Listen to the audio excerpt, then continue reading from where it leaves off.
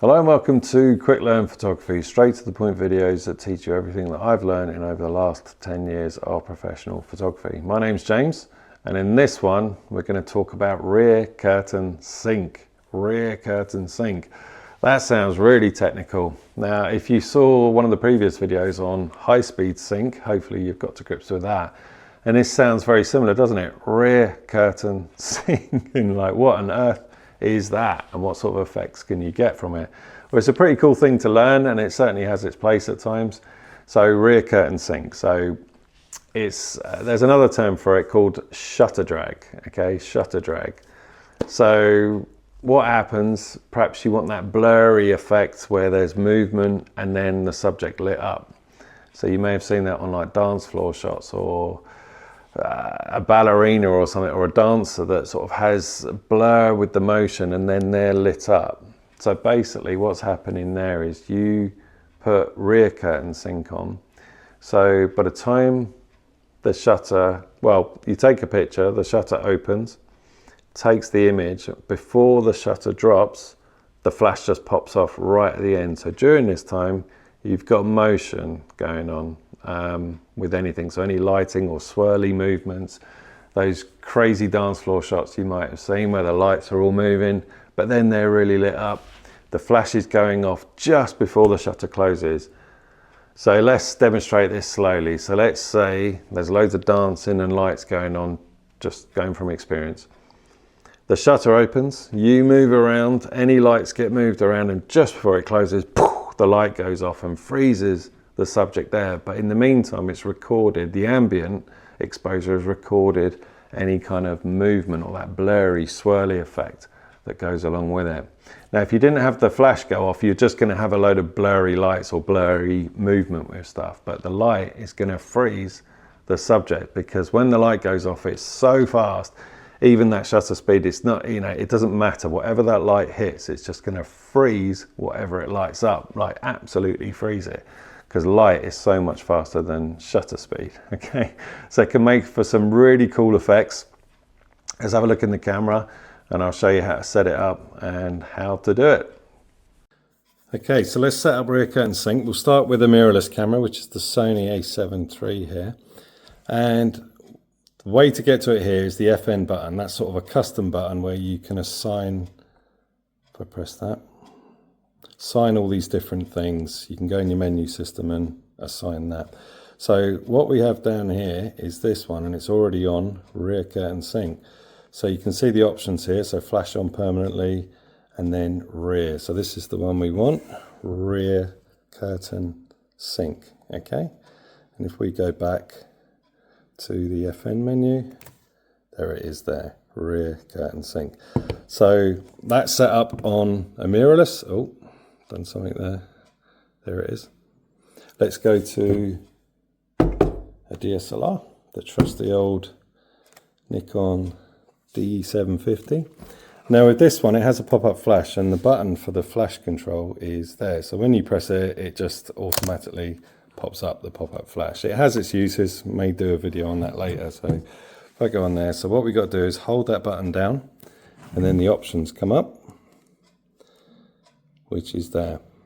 And there are the options. So we turn the wheel here to control it, and we've got all these different options, flash on permanently, and this is the one we want, Rear-CurtIn-Sync. So that's on there, and it says it on the bottom there as well. So when you go to your info panel here, it comes up there.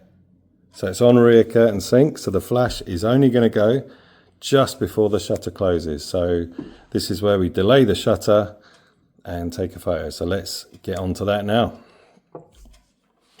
Okay, so what I've tried to do is mimic sort of a dance floor type environment with lights that we can use to do that swirly effect. And here's our subject here. Okay, so that over there is a studio light with some blue carrier bags over it, just to give it a bit of color. So not very professional, but it does the job. Right, so we've already set our camera as you've seen before. So the flash we've got, I've already dialed the sync, so I've got to do this one-handed. If I had it on a tripod, I wouldn't be able to do the movement. So we're at 1/8 of a power, close quarters, so that's going to light the subject up, okay? So just pretend this is a dance floor, all right? And then our settings are 1 second and f14, okay? So we've had to kill the aperture down to keep the ambient, because 1 second shutter speed is letting in way too much light. So we want to keep that ambient look with the lights. ISO at 100, it's base level, so it's not on auto, okay? So when I take a picture, when I press the shutter button, it's going to be a whole second until it finishes with the picture. And that's when the flash is going to pop off at the end. So let's give it a go. And what I'm going to do is swirl it around to try and keep those lights in, okay? Let's give this a go. So let's focus. There you go. Look at that again. Cool. That's pretty funky, isn't it? Right, let's do that again. I'll move back a little bit. Let's get some more of the ceiling light. Yeah. Very funky. Right, let's try and get those up there circular, okay? I'm trying to do this one-handed, it's pretty difficult. So focus on the subject. There you go. Get those circles. Fantastic. Right, what I'm going to do now is do a line across. So that you got to be careful sometimes, because the line can go across their face and make them look weird. So I'm going to take the photo and move along like that. Okay, so focus on her. See what I mean?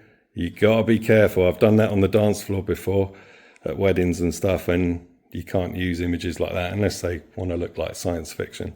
So let's do it the other way now. Focus on the subject. And you get those crazy lines going across. I mean, it looks cool, but try and avoid that. So what's good to do is like circular stuff. I usually find it always looks pretty funky when you do that. Okay, so it's just a basic setup. Just a basic setup to show you the effect it does. So practice with whatever kind of effect you want. You can do that with off-camera flash. If you don't know what that is, check that video here. On-camera flash or bouncing it on the ceiling. If you don't know what that is, check that video here as well. So thanks to our model. And yeah, that's Rear-CurtIn-Sync. So I hope that helps, and that really takes some practice, that one. And it's great for like dance floors, or if you feel that you need that kind of effect for anything else where you want to add light but have a bit of motion blur with it as well, or lighting blur, or movements in the light. Or one thing that happens is the sparklers. You know, when people write "I love you" and stuff like that, I don't know, and you want to light them up as well. But yeah. Have a go with that, have a practice. Rear-CurtIn-Sync is pretty tricky, but practice, practice, practice.